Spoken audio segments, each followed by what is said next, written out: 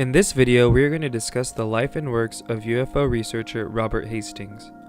Robert Hastings is a well-respected UFO researcher that was one of the first to research and write about the connection between UFOs and nuclear weapons. Robert Hastings would amass declassified government documents describing UFO interference with nuclear weapons, and he would also find credible retired military witnesses to testify their UFO experiences while working at nuclear missile silos. Because Robert Hastings would focus on credible military personnel and documents, his research is regarded as some of the best evidence that Earth is being visited by UFOs. Robert Hastings prides credible sources so much that he is often turned off by other UFO researchers who he claims do not present proper evidence. One of Robert Hastings' crowning achievements was when he gave an internationally broadcast press conference in Washington, D.C. with military witnesses he had interviewed regarding the UFO interactions with nuclear weapon sites. So who is Robert Hastings? What has he researched? And what is the connection between UFOs and nukes? So I'm going to call them by their last names. We'll start with Robert Hastings. How did you get, what's your explanation for UFOs at nuclear weapon sites? I can simply say after 35 years of research that these incidents have taken place. There are hundreds of declassified documents which indicate that UFOs have demonstrated a distinct and ongoing interest in our nuclear weapon sites. I've also interviewed nearly 100 gentlemen who were involved in these incidents at various Air Force bases. This is very widespread. What you're seeing here this evening is the tip of the iceberg.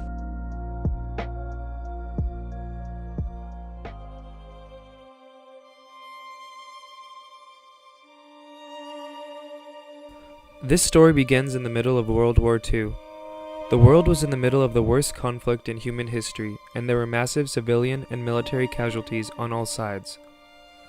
The Axis powers of Germany, Italy, and Japan were battling for world domination against the rocky alliance of the Western powers and the Soviet Union.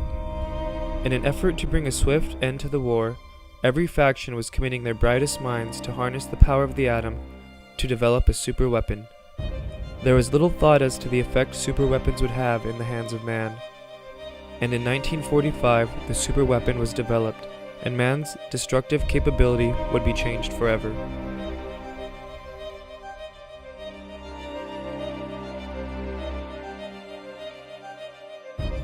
We're allowed to say there is reason to believe that the Japanese city of Hiroshima, approximately the size of Memphis or Seattle or Rochester, New York, no longer exists. General Sputz smiled when asked if the new atomic bomb would be dropped again in the near future, but every indication is that it will be, for he announced that more B-29s are ready to follow the Pathfinder which hit Hiroshima, and that the atomic bombers would operate Air Force bases in the Marianas. President Truman's dramatic announcement that Russia had the atom secret caused state departments all over the world to stir uneasily. At the United Nations, Soviet Representative Andrei Vyshinsky refused to comment and stalked coldly into the assembly building. The grim vision of an atomic war, which would leave complete desolation in its wake, is a problem. The Pacific is the chosen proving ground for the United States H-bomb experiment. Here, amid vast ocean spaces far from human habitation.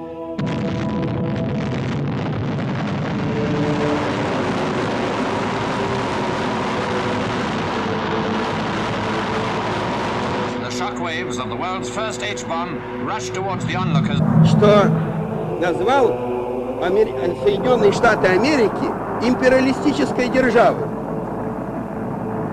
Господин представитель, это что, для вас открытие? Весь мир знает, что самая империалистическая держава – это Соединенные Штаты Америки.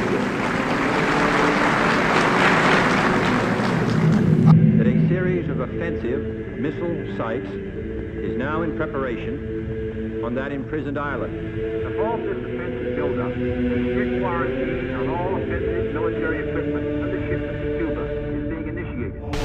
Good evening, this is Walter Cronkite at CBS News headquarters in New York. Well, at its beginning, this day looked as though it might be one of armed conflict between Soviet vessels and American warships on the sea lanes leading to Cuba. The Chinese communists have announced that they conducted their first nuclear test today. By our own detection system, we have confirmed that a low-yield test actually took place in western China at about 3 a.m. Eastern Daylight Time. As Secretary of State Rusk noted on September the 29th, we have known for some time that the Chinese Communists have a nuclear development program which was approaching the point of a first detonation.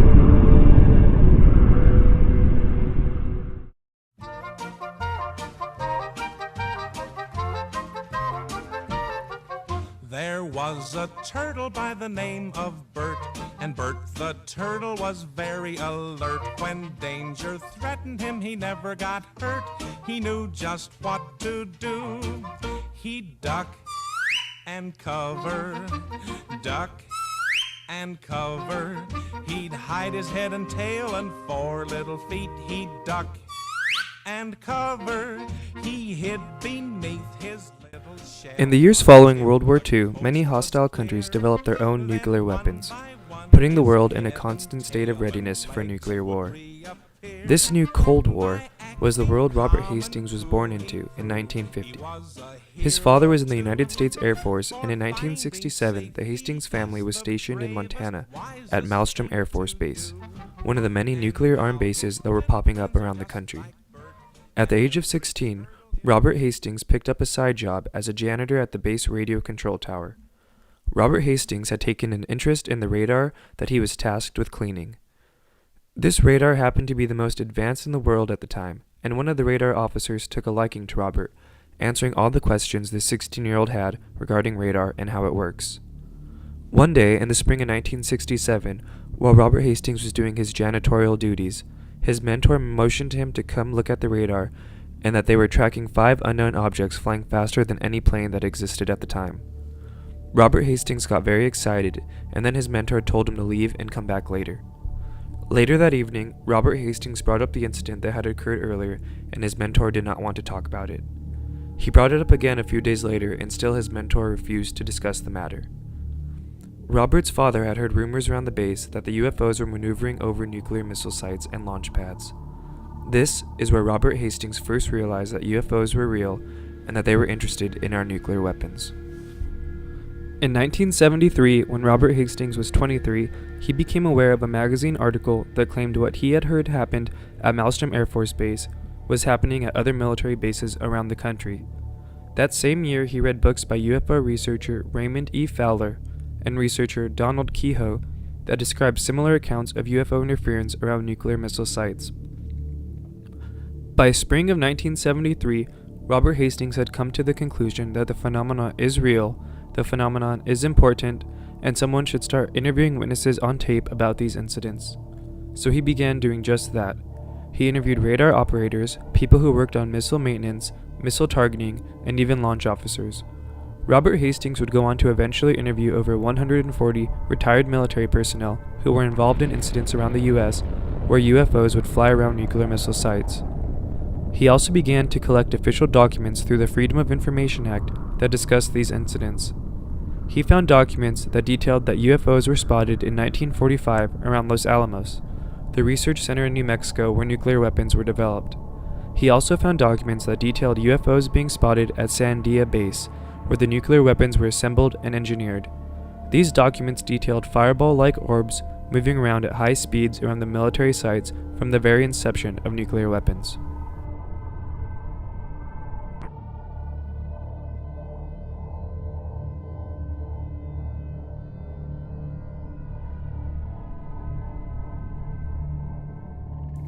By 1981, Robert Hastings felt that he had enough anecdotal evidence to go on the university lecture circuit, with the goal of acquainting people with the reality of UFOs and the fact that there is a link between the phenomena and nuclear weapons. He would eventually tour over 500 colleges throughout the US and even spoke at Oxford University. In the days before the internet, Robert Hastings would personally mail copies of all the documents he had obtained for any person or group that requested them. In 2008, Robert Hastings released the book, UFOs and Nukes, that detailed some of the best evidence for the reality of the UFO nuclear connection, and he also went on Larry King Live to discuss the phenomena with some of the witnesses he had collected.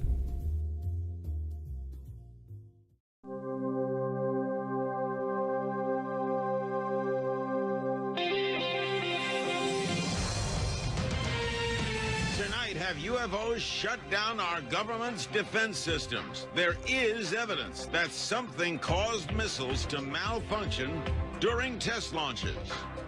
Former Air Force officers tell their incredible story about the film that was confiscated by the CIA. What was on it? And why don't officials want us to see it? Find out right now on Larry King Live. Have interfered with missiles at U.S. Air Force bases, and aliens are monitoring nuclear warheads and bombs. Our first guests claim UFOs have activated missile systems at 5 Air Force bases in 5 different states. They also claim a cover-up. That the United States government is keeping the information secret. Former Air Force officers and an investigator are here with their stories. Here in Los Angeles is Robert Hastings. He's author of UFOs and Nukes. I have the book right here. The book is available at ufohastings.com. He has been investigating sightings at weapon sites for years. Bob Salas is a former captain, U.S. Air Force Base. At the U.S. Air Force. He was at Malmstrom Air Force Base in 1967, where there were claims a UFO caused missiles to malfunction. He's co-author of Fated Giant. Bob Jamieson is with us, former U.S. Air Force officer. He was at Malmstrom as well in 1967, and he says his superiors told him UFOs caused the malfunctions. And in Peoria, Illinois, is Dr. Bob Jacobs, former First Lieutenant U.S. Air Force, former U.S. Air Force photographic instrumentation officer. A UFO showed up on film that he shot in 1964 at Vandenberg Air Force Base, and that was later confiscated by CIA agents. Bob, what happened at Malmstrom in 1967? 1967, I was on duty as a missile launch officer. I get calls from my guards upstairs. First, I get one call saying that they're seeing strange lights flying in the sky, and I didn't pay too much attention to that. About 5 minutes later, the main security guard, the flight security controller, calls down, says he's looking at a glowing red object, very large, hovering over the front gate. He wants to know what to do. I tell him to secure the facility. We hang up. I go to tell my commander. So within seconds of that call, my missiles start shutting down. I recall losing all 10 of them. You didn't see the object? I didn't see the object because I was obliged to stay underground in the capsule. By shutting down, we mean what? By shutting down, what I mean is they were not launchable. They were in a no-go condition, disabled. How long to restart them? How long to restart? Well, I'm sure it took over a day, and maybe... All right. Now, Bob Jamieson, you were there too, right? Yes, sir. And you were in the Air Force? Yes, I was in the Air Force. And where were you when this was happening? Yeah, I was a targeting officer, missile targeting officer. I was at home relaxing, and I got a call from Job Control to tell them to come in. A missile had gone down. My job as a targeting officer was to bring him back up. And so I went into... So you didn't see the incident, you just went to the missile? I went to the incident. I went to the site. Where is Malmstrom? It's Great Falls, Montana, just outside of Great Falls, Montana. What did you make of the story? Well, I know that it's true. I went into Job Control after I got to the hangar. I was called in, went to the hangar, went to the Job Control, and I noticed they have a map of the whole complex with green lights where the missiles were good, but there's one small area with 10 red lights. I mean, those missiles were out. Is it possible they just malfunctioned? That doesn't happen. Very rarely does a missile malfunction, and I don't think any... Much more rare would be 2 at the same time, but never 10. Now, Bob Jacobs, where were you? What were you filming, and where were you? I was officer in charge of optical instrumentation at Vandenberg Air Force Base from 1963 to 66. That's our job California? was to photograph. That's California, so right there on the coast. Right. And our job was to photograph with high-speed instrumentation every missile launch from Vandenberg going down the test range. They wanted to find out if we could figure out a place to put a telescope where we could get a side view of the missile so that we could see all 3 stages of powered flight. So I went up to Big Sur, California, up on a U.S. Forest Service road on Anderson Peak, and I installed a telescopic sight up there. The Air Force flew in a huge catadioptric telescope from the Cape. It was built by Dr. Walter Manning at Boston University. They put the telescope up there, and with that thing, which had a focal length of 2,500 inches, we photographed an Atlas missile raising up out of the the fog cover and flying downrange. We got all 3 stages of powered flight, and as the dummy warhead and the package flew on down range, we were all celebrating the fact that we had seen the thing and accomplished the mission. When I got back to the base with the film the next day, I was called into the office of Major Florence J. Mansman, and there were 3 people in gray suits standing in there. There was a 16mm camera and a screen set up. Major Mansman said, "Lieutenant, sit down and watch this." And he turned down the lights, turned on the camera on the projector, and the film came on. And I recognized it as the film that we'd shot at Big Sur the previous day. Toward the end of the flight, I was looking at Major Mansman saying, "Pretty good stuff, huh, sir?" And suddenly he said, "Just watch this." And as I watched, the warhead, the dummy warhead, the chaff that was put out in front of it as the decoy to deflect the Russian anti-missile tracking radar. Everything was flying along, and suddenly, in the same direction this stuff was flying at about 8,000 miles an hour, an object came into the frame, shot a beam of light at the warhead, flew up to the top, shot another beam of light at the warhead, flew around the direction it was flying, shot another beam of light at the warhead, flew down, shot another beam of light at the warhead, and flew out the same way it came in. Well, I don't understand. Why didn't you see this when you were shooting it? Well, it was 600 to 800 miles away from us. Oh, I got you. The and they confiscated. Well, first of all, Major Mansman said to me, "What was that? Were you guys screwing around up there?" I said, "No, sir." And he said, "Then tell me what that was." And I said, "We got a UFO." And he said, "Lieutenant, you are never to speak of this again. As far as you're concerned, this didn't happen." Hold on, guys. Bob Salas, you agree? Yeah, I would like to make a comment real quick. The Air Force has perpetrated a fraud, especially in our case. They claim in their statement about UFOs that no UFO incident has ever affected national security, and we lost 20 missiles during the Cold War. They also stonewalled the Condon Committee at that time. The Condon Committee had heard about our incident and were told to go away. They said they were told that no UFOs were involved. And then the Air Force turns around and uses the Condon Committee as a reason not to further investigate UFOs. Saw something, and coincidentally the missile shut down. Coincidentally, isn't that a weird coincidence? Yeah, I many times I've flipped a light switch and what you if hear a siren. I mean, what if the same thing happened a week earlier? Only this time 10 missiles go down. A lot of security guards see the UFOs right above the or 5 other missile bases. Okay, so why repeated occasions. Is that a coincidence too? I mean, you combine 50s, the two, 60s, 70s, and 80s. There was over 100 people. Bill. Well, in science, it's not I wish Edgar Mitchell were here, but in any case, it may not be evidence, let's say, but it is certainly 100 people are telling the same story at different Air Force bases over a 40-year period. These guys were entrusted with weapons of destruction by the U.S. government, and there's 100 now who are coming forward and saying UFO shut down their nuclear weapons. Have we have mass psychosis among our nuclear missile forces? In the interest of time, Dr. Jacobs, he takes pictures, he comes back, they call him in, they show him the pictures of this. I saw it, I'm an eyewitness. He saw it, I'm not talking about and they confiscate it. Yeah. Why? I wouldn't be surprised. Hello? Well, go ahead. Yeah, go ahead. You mind if I speak, Mr. Comedian? Go ahead. I was there. I saw the film with my own eyes. I'm not lying. Why would I? I'm a university professor with a PhD and a lot of years of good, respectful research. So the guys from Ulster may not have seen the UFO, but they saw the results of it. I saw the damn thing on film with my own eyes, so don't call me a liar, and you weren't there. I was. With all due respect, I'm not calling you a liar. It's just quite a step to say there was a film with remarkable images on it that the CIA confiscated. Which I saw and which they did.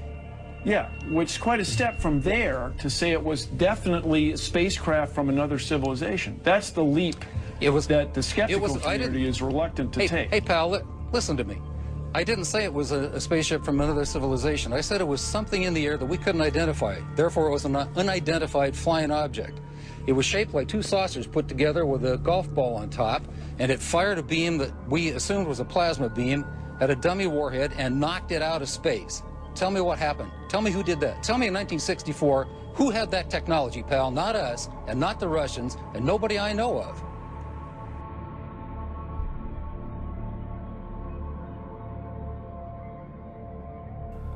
In 2010, Robert Hastings held a press conference in Washington, D.C. with the collection of the retired military personnel who had had interactions with UFOs at nuclear weapon sites while serving. These men detailed their experiences live, and this press conference was one of the largest UFO press conferences in history, as it was internationally broadcast. This press conference helped bring the UFO nuclear connection to the attention of many people who were previously unaware of the phenomena. Visit, but you don't communicate with the lizards. So, there's any number of plausible scenarios to explain why we have not had open contact. I am of the opinion that whoever they are have enough sense to know that if they interject themselves into our reality in one fell swoop, there could be very dire repercussions. Whereas, on the other hand, if they engage in an on-again, off-again cat-and-mouse behavior that allows a slow psychological conditioning of humankind to the reality and the presence of themselves, then when open contact, if that indeed is in the cards, occurs, there will be far less trauma. Following the press conference, Robert Hastings continued his lecture tour, educating people about UFOs. In 2016, he released a professionally produced documentary titled UFOs and Nukes. This documentary highlights some of the more notable instances of UFO interference that Robert Hastings had discovered during his years researching the phenomena. The documentary also has very nice graphics depicting the experiences the UFO officers had.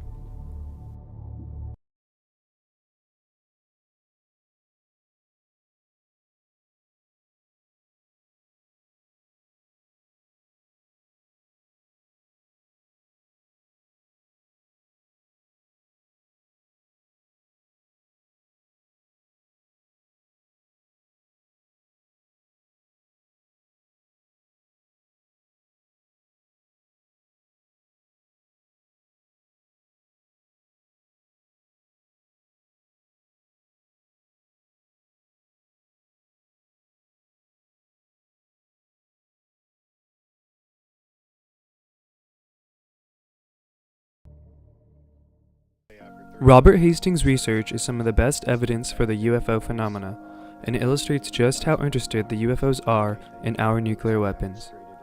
It reveals some disturbing facts about the UFO capabilities. They seem to be able to fly faster and outmaneuver any human craft.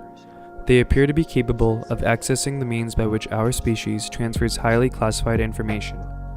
During World War II, the development of nuclear weapons was on the U.S.'s highest security priorities, and the UFOs were flying around these top-secret sites from the beginning.